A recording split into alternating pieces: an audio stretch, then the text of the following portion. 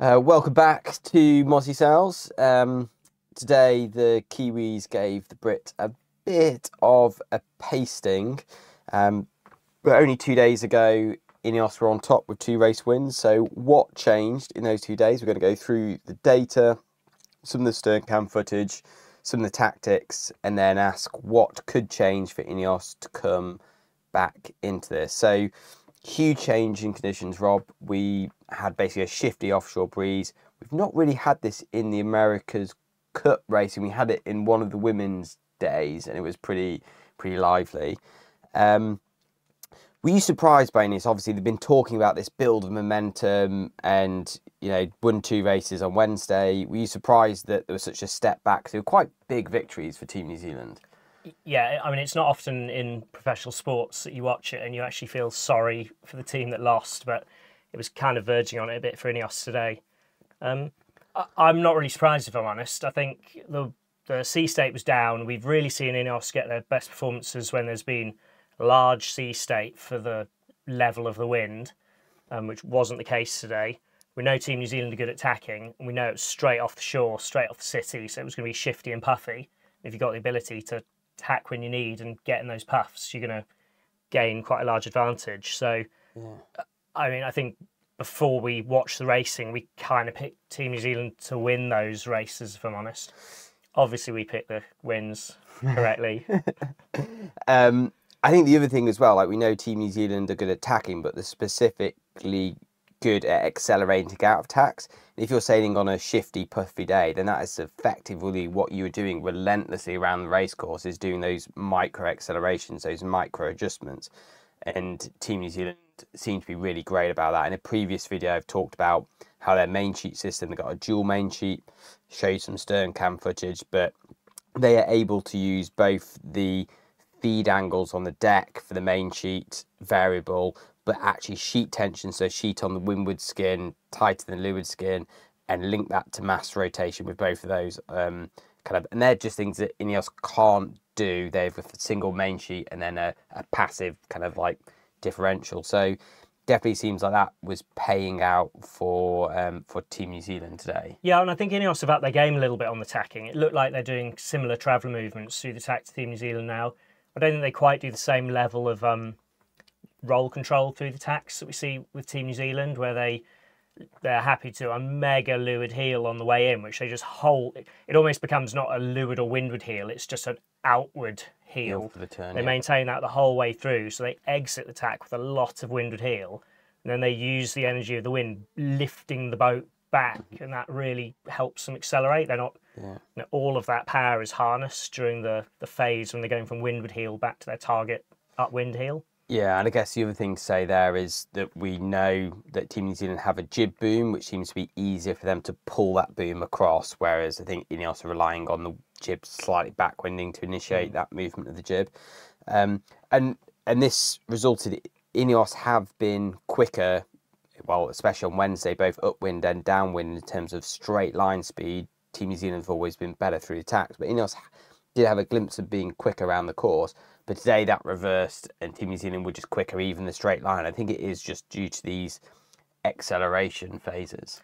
I also think every time you race, one boat makes a jump, and then the first thing you do when you go and analyse your own performance is you see, so if you're Team New Zealand, you've gone out and you've pasted INEOS, and then you go out and you lose to INEOS. So you straight away look at what INEOS did to improve, and you make some observations about that, and then you apply those learnings to your own performance. So INEOS made good gains by just sailing higher upwind, and it seemed, looking at the data today, that Team New Zealand came straight back out and just did the next evolution of that, and again just sailed higher upwind again, and it pushed their VMG right up. So they probably credit some of their learnings to what INEOS showed them on the day they lost to them.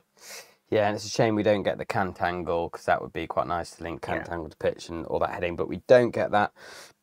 I think another key thing, we'll just jump in and talk you through race 7. So it'd be easier to just bash INEOS. They had 2 kind of like kilometre-long losses, but they did actually do some pretty impressive thing. And the first pre-start, the way they came into the box, everyone on the onboard comms, they were all hyped up for it. entered, and I'll just show you on the screen here. Move to this kind of race replay of it. You'd have been forgiven thinking you were watching the old Swedish match world tour in 40-foot keelboats with the amount of manoeuvring they're doing in this. It's kind of amazing. I'll just zoom in so people can get a good sight. So INEOS enter on port, and we have had this evolution where the port entry has become weaker and weaker, I feel, over the competition. Starboard entry started to get more and more of a piece of them. INEOS had this thing where their port, they circle. Team New Zealand have been wise to that and are throwing new things at them. But anyway, so they enter. Team New Zealand get a big bear away in, almost get a piece, don't quite. INEOS just get across the bow, but then INEOS enters straight away into a jibe and a clockwise circle, which is pretty cool. I have to. It's so tight, the circle. I'm gonna have to zoom in even more on it to get it in frame. Super tight. That is by far the best circle we've seen. And then it's immediately followed by a counterclockwise circle in the other direction. Like, at this moment, you're thinking, wow, INEOS have made, wow, that down the water on Tuesday. It's a great move, because the reason that the port and entry is getting weaker and weaker is because you want to be on the tail of your opponent. Because then when they return for the line, it gives you the option to either just match them, jibe inside and lead back, or if you think they're early, you just go past them, you tack up high on their hip, and then you wait for the wide right start. So if you start port entry and you do nothing, you just end up doing the classic Luna Rossa, sail to the boundary, one big long slow turn, return to the line. Well, INEOS realised how much they took Luna Rossa apart when they were doing that. They don't want the same treatment themselves, so it's a really interesting thing because they're so reliant on the race software to tell them when to turn back to the line and the time on distance. But that doesn't account for a boat sitting on your face the whole way back to the line, because it obviously doesn't know that external factor. The computer is blind to that. And I think that's why we're seeing this tactic of basically if they turn back to the line too early, then you go behind them and you push them down the line. If they turn back to the line kind of like on time, then you sit on the face, and that just messes up the whole calculation for their time and distance software. So it's, if you are a following boat, it's so strong to be choosing that second option. So and also by doing manoeuvres, you keep the action closer to the line. So then the judgment becomes easier, whether that's for the people looking at it or even for the race software to make the call as to when you're on time back for the line.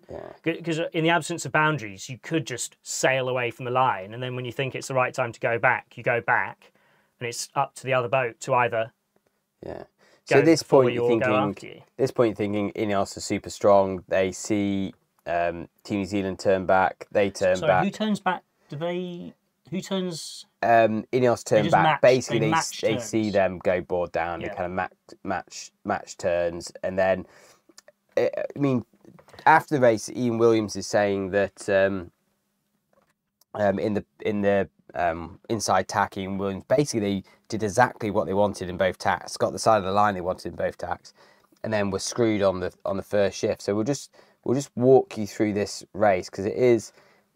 I mean, I do kind of feel here that if INEOS want the left, and they think the left's strong, and they know that they're not going to be able to close. At no point here does it look like they can close gauge on Team New Zealand enough to kill them off the line. Why do they do this up and then down and then trigger pull? Why don't they just go full pace at the pin? Yeah. And I mean, by now it must be starboard bias because it is in a right phase, and they basically come off this line, and I think it's one of these interesting days, and it's just worth looking at. Hopefully, it brings it up in the plot. Yeah, it does bring it up in the plot on the bottom. So the breeze goes right. So is this line here is going up the chart? That's the breeze going right. So that's favouring Team New Zealand, who didn't get as good a start. They were slower at the start, further back from the line. But what happens is, on a day like this where you've got puffs rolling down the course, a shift doesn't necessarily extend across the course. It's quite localised. You can see how Team New Zealand, the red, get more of this right shift than INEOS do. And that just lifts them up on the gauge. And they just gauge away through this this bit of it. So when INEOS tack, that gives Team New Zealand the space to put the really good slam on INEOS. And at this point, the wind's starting to go back in the other direction. It's starting to go left again. So it's quite a good time for Team New Zealand to be on port. But INEOS, who would probably like to be on port because it's shifted, are bounced back on starboard. So, and then it gets horrendous on this return now. Yeah. And I think it's worth, like, I mean, I'm not a complete tactical god, but there are some questionable tactics in terms of wind strategy from Team New Zealand on this. So yeah. we'll look at this. I'll just zoom out so you can see this beat. But so INEOS get bounced out on it. This is obviously a super tough situation for INEOS because their hand has been somewhat forced here. Yeah. But this is an interesting moment. So at this point, INEOS have lost out by being bounced onto kind of a bit of a header, but you can see it comes back into a lift, and then they're taking this header back across course, whereas just see the angle between their tacks. Team New Zealand made a big gain here just by that one tackling angle, less tacks, lift to lift. But at this point, they're kind of laying into the windward mark, you know, and... I mean, if you're helming, you're looking at the mark pretty much in front of you. Yeah, and yet they tack to face INEOS, put INEOS on the lifted tack. They're now sailing the headed tack. And whatever happens here, Team New Zealand lose out. Basically, if it's lifted, they're overlay. And if it's headed, they've opened their gauge and sinking into INEOS. So well, they look on the screen now. It looks like they've sailed 4 boat lengths and they're overlay already. Yeah, I mean they are overlay because they come reaching in here. We'll look at the boat speed at kind of 40 knots. INEOS do get lifted up all the way into this mark, and the lead, what was kind of well over 100 metre, closes right up. So it wasn't an immaculate day from Team New Zealand. They also give INEOS the favoured gate, which is the other things they have to perform this job. So at this point, they're both heading down the course in this right shift, almost dead down the course, and yeah, it's kind of close-ish. And then get into this leeward mark, Rob, and this is a race-defining moment, isn't it? Yeah, this kind of first half of the second beat had me rolling around laughing at how kind of ridiculous it was. So INEOS do a pretty complicated double jibe to get in and around. Well executed. Well executed. Did really good job. To a mark actually. Which is like 20 metres, 30 metres downwind, so it's an extra. It's a 60-metre loss. As nice as the manoeuvre is. Yeah, I agree. So what's there are other options, just follow around, which I guess at the time they're like, we don't really want to just follow around. What's the point in that? But especially on a beat which is this lopsided. So if they'd be following down, they would be instantly bounced off the favoured tack. Difficult one for INEOS, but this I'll just scroll through so we can see this exchange. You go on, you talk us through. Okay, so INEOS come out on port and they start getting this real nice lefty, but the problem is they're approaching the boundary. Team New Zealand are on a pretty terrible heading. If you roll back a tiny bit, so Team New Zealand when they tack onto port are on a bad heading here, and INEOS are just closing gauge all the way. So in the absence of boundaries, INEOS will be like, happy days, we're closing gauge, we're in the lift, Team New Zealand haven't got it yet, we'll just sail until we knock and then we'll tack. Problem is they hit the boundary way before they knock, so they then have to tack and sail across this terrible lefty, which is now turned terrible for them, and just as they get it and are on starboard, Team New Zealand take a huge port tack lift, sail the whole way to boundary, and then just as they get to boundary, a huge righty comes back in. So I think in the space of 2 tacks, Team New Zealand go from we can see 30, at the top here, maybe like 35, 40 metres ahead, up to nearly 500 metres ahead, I think is what they pull out to. Basically, INEOS, Team New Zealand end up sailing directly up the course on this huge righty. Yeah. And maybe a bit of a bit lucky, but I guess what it shows is lucky. If you're in a lift approaching a boundary, it's not like normal sailing without it's like when you're getting near the ley line and you get a massive lift. It's like river sailing, isn't it? I'm on the wrong. Yeah. I don't really like this massive righty. Now I'm in the left-hand corner of the course. You just have a lot more corners of the course. Yeah, and then we just said about Team New Zealand on the previous leg taking these weird hitches up when they're basically laying the mark. So at this moment, they're pointing at the mark. They're basically pointing at the windward marks have been moved right, but they're basically pointing at the windward marks going straight up the course. But they still take this weird hitch out. When they're in a huge righty. Huge righty, and then it goes back left. You know, and their lead just absolutely plummets down from 500 metres to 200 metres. And it's not even a covering tack. It's not even a covering tack, because basically in this point, if the wind goes left, then they're going to sink down into your gas. If it goes right, then you're laying the mark. So again, like a weird, you know, not impeccable tactics from New Zealand. And everyone in the chat's going to be going wild at us for criticising a team who's won. Yeah, what do they know? What do they know? But yeah, interesting day. Yeah.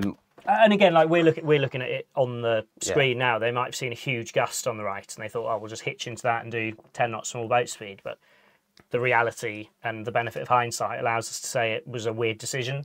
Yeah, definitely. I mean, they lost whatever 200 meters, so I think we can say it's not great. And like, I don't know. I still think. Yeah, I guess the counter, you know, we're sitting and being like, why did Team New Zealand do that? If you look at this race with from the eyes of INEOS sitting in their debrief, you think, what could INEOS have done differently? Is there anything they could have done differently, or was their hand entirely forced by Team New Zealand? And I think the only thing I would say is when they came off that start line and it went from that first bit of lefty came in and New Zealand were hanging inside them, maybe they should have not sailed the whole way to boundary and just put their tack in earlier, because you're going to get tacked on either way. At least if you go early, it gives you options both sides of the course to then tack back, and you have some runway on your next starboard. But if you get tacked on at the boundary, it's always going to be quite a lot of pain. Yeah. Maybe that's the only thing I really think they might have been able to do differently. And if I'm honest, I think everything after the first tack in these races was a bit of a formality. Yeah. Right, on our WhatsApp group, I think I said 10, 20 seconds into both races, this race over. Yeah, and if you can make tactical mistakes like Team New Zealand are making, but the boat behind isn't given the leverage to really capitalise on them. But I mean, I must say, basically, Team New Zealand nailed today in terms of their boat speed, step up in their true wind angle sailing upwind from the previous races. So hats off to them. They're now on match point. Fully deserved, you'd have to say, over the base of the racing. But is there any glimmer of hope for INEOS? I know you're a big silver lining man for INEOS. Well, I think the reality of this is that INEOS probably deep down now know they can't win the America's Cup. Probably. I mean, I'm sure in public they'll say, look what happened in San Francisco. You can always make a comeback, but it's a very different scenario to that. These boats are like measured in. The only performance gains you can make are via technique at this point, or maybe fine tuning of software and how your presets all work. Will INEOS win 5 races in a row before Team New Zealand can win 1 race? Probably not. No. But what could they do? Well, I think the first thing is we're consistently seeing Team New Zealand sailing on smaller head sails every time. And INEOS obviously have, whatever their data is telling them they need to do, maybe they need to start questioning if that's actually right. Like, what's the loss for INEOS? If everything they know is telling them go on the J3, just put the J4 on. If it says J2, just go J3, because what's there to lose? If you lose the race, you're out, and you kind of may as well try and learn something from what seems to be working from Team New Zealand. And INEOS have shown, they've shown great pace at times. I just, maybe a simple thing like that, and also like going down a head sail size probably changes loads of things on your boat. Suddenly you're less powered, so you sail with less cant. Maybe then sail with a bit more windward heel. Maybe you end up just pointing the boat a bit closer to the wind. And, that couple of square metres change in the jib might actually lead to a load of tiny other changes that totally revolutionise your performance. Obviously, their foils are fast. Because the speeds we're seeing them doing are good. They're like their peak speeds are just as high. When they get into the groove, when they get in they're the groove, good. they're Just fast. takes them a bit longer. I mean, I think Vineos, they do need a change of conditions. Shifty conditions, gusty conditions with lots of accelerations was never going to favour them. I was surprised they were so optimistic on the dock today. I was like a bit sceptical about it. Yeah. I don't subscribe to the momentum cliche of this series No. either. I think there are swings, but the swings are driven by conditions and what you've already kind of got locked in. Not a great thing to say for media, but we're not official media, so we don't have to hype it up. But I think Ineos, looking at the next few days ahead, the forecast looks light. I think if there's a few non-raceable days, scrape a win maybe, and then get into conditions where we get back to this kind of like 1 meter cross swell and 10 to 14 knots, then that I do think Ineos then have a greater than 50-50 chance of winning races. When we saw them win 2 on Wednesday, but I think they're talking now kind of like 70% chance of winning the races, but it's still going to be very hard for them to win there, like rolling the dice on the 70-30. I mean, so the wave height today was kind of 0.8 meters. The day in this was good, was 1 meter. And it wasn't offset so much. No, so today... it wasn't offset. And I didn't think Ineos looked very stable at all in the offset. I thought downwind on starboard, they looked pretty ropey, if I'm honest. They had a few touchdowns, like pretty big touchdowns. So I actually don't think the sea state today was really very good for Ineos. I think they need breeze and waves aligned. And I think, like you say, they need that 10 to... I mean, I think 10's too light. I think they need more. And I think they need abnormally large sea state for the wind strength to beat Team New Zealand. Yeah. Like the day they really took Luna Rossa apart. If they have that, they've got a chance. Yeah. I think if they don't get that, they're unfortunately going to... The final day of the semi-finals, that was. I think, where they were quite dominant. And I think the other thing is, if at this point, if they get an average start, it's going to be super hard for them to fight through a race if they go behind. But I mean, if I'm honest, probably the only people who thought Ineos would make it to the America's Cup match at the start of the preliminary regatta were Ineos. And I'm not even sure that they believed it, really, but fair play to them, because... Yeah, it's been a pretty good journey. Well, I mean, we'll do another episode on the wash-up. I don't think we're quite ready to sing the final notes right now. You can still all watch the next race. You should still watch the next race. I think I would love to see more good racing with these yachts, because we saw actually in the first few races, not today, kind of the pre-starts were amazing today, the racing wasn't so great, but in the previous races we have seen good racing between these yachts with genuine jeopardy of who will win races. I want to see more of that, so I do wish it goes on longer, but we'll be around for the next couple of days. It's a weekend, so not in work anymore, and can probably give you some day by day for as long as it goes on, and we'll catch you around. Cheers.